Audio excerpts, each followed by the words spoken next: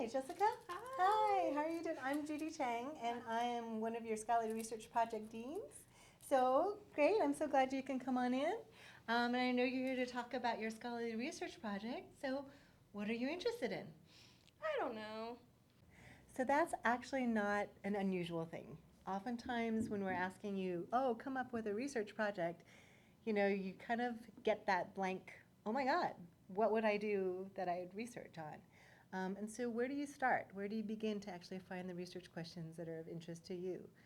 Part of it is to really look back at sort of what you did in high school, what some of your hobbies were, what are some of the things that really actually compelled you to go to medical school in the first place, and really think back on those things and think, what are some of the things that really moved me? What am I interested in?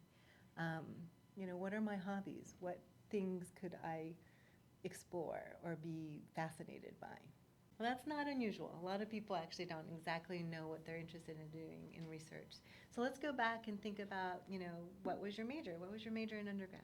I was a biology major. Okay. Did you work in the lab as a biology major? Yeah, but I didn't really like it. Okay, well, that's important for us to identify too, because it's good for us to know what you didn't like as well as what you do like. So, what about like hobbies or volunteer experiences? Anything that you really liked? I volunteered at the Children's Hospital, and that was really cool to do Okay. at volunteering wise. So I read to children in the cancer ward. Well, that sounds really cool. I mean, if that's an interest that you have, and especially if children is an interest that you have, that's something we can start to pursue. There's several folks who are in our pediatric department who do some really great work. There's several folks in also health services and public health research who actually do a lot of work, especially looking at things like, providing support services to kids, especially the ill kids. So why don't we start there? Let me get you some names and we can help you kind of look around for different projects and you can see what people are doing and then you can see what seems to interest you. Thank you. Over the years, we've had a chance to kind of interact with a bunch of students, and we do have to say that there are some probably do's and don'ts to kind of consider when you are reaching out to a potential mentor. So let's go through a few of these.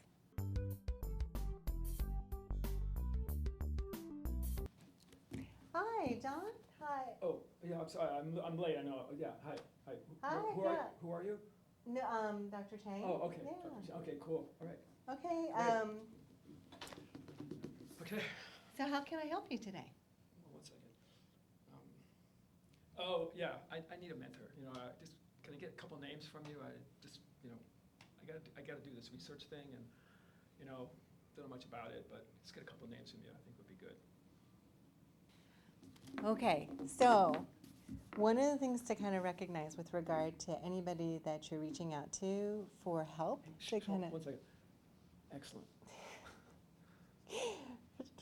for help with finding your scholarly research project or even potential mentors, is that they're all really Yeah, I'm busy.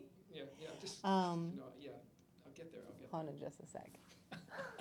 Excuse me? Okay. Okay, I'm sorry. All right, go. Okay. All right, go ahead.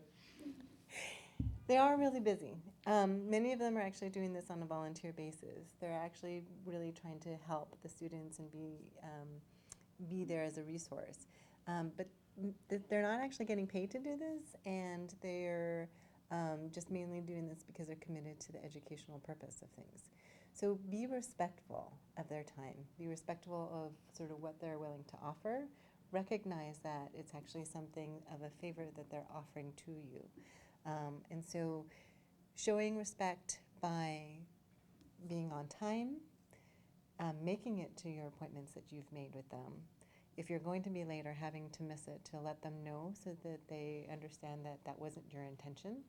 And then presenting yourself in a respectful way, a way that actually shows that you're engaged and that you're interested and that you do find what they have to say valuable. You done now? All right, okay, great. I'll go to the web, it's fine. Thank you, I appreciate it, but I gotta go. So one of the things that you need to realize about looking for a scholarly research project is finding a right project is going to be a process. It's not going to be something that is going to happen necessarily on that first day, on that first meeting with that first mentor. You may really connect, you may see a lot of opportunities, but you don't have to decide right away. And sometimes it can feel intimidating to recognize that, especially when the mentor is a strong one. Hi, Dr. DeFranco. Hi. It's so Yeah, nice to meet same you. here. Nice to meet you. Come So up. I am a first-year student and starting to look for like the summer research project opportunities, Okay. and was really interested in your lab. Okay. Well, I'm so thrilled you came because I looked at your resume and you are perfect for this one project that just needs a little bit of extra work. I've got 4 or 5 people on it, and your past skills would help us really finish this. You would be part of a big team. You know, you'd be on the paper somewhere. That's okay. Don't worry about it. But you're really going to help us out with this project. So I'm hoping you're interested and that you're willing to do that. So, I mean, you can take this time to actually sort of say what you're interested in, but I would do it sort of respectfully. So that sounds great, Dr. DeFranco. Can I learn a little bit more about what the project is? Because I'm still kind of in the process of kind of finding the different things I'm interested Okay. in. So are you interested in joining a shovel-ready project, or are you interested in developing your own project?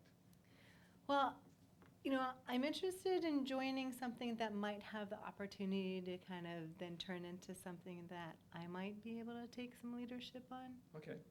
So I think this is an important point, is that many mentors, you know, are confined by funding or space to certain projects, but most are amenable to having a student develop their own project and actually enjoy that.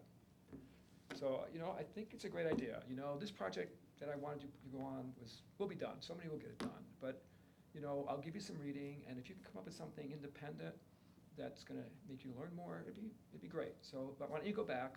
I'll give you some reading to do, and let's meet again, and we'll try to flush out a separate project that you could have more ownership. But if at any point you want to help us with this other thing, you're welcome to do that. But let's engage and let's start to do some reading, and let's move forward. Okay, well, great. Thank you. So one question that you might be asking is, you know, what do we do? What is the role for your, you know, scholarly research project directors or the assistant deans in this program? So first thing to keep in mind and to remember is that each of you will be assigned an SRP director early in the first year. So that person can be your go-to at any point in your career here, whether it's, you know, searching out research interests, searching out mentors, or any problems you might have along the way, finding new mentors, changing mentors. We're here to help you throughout. If there's an issue with a mentor, if you're struggling with an aspect of the research project, if there is some confusion or misunderstanding about, you know, what is expected of you, or if you're thinking that things are not quite right, you know, what we're here for is to be able to kind of help you through that process. There are going to be times when you are going to be hearing from us, whether or not you like it or not.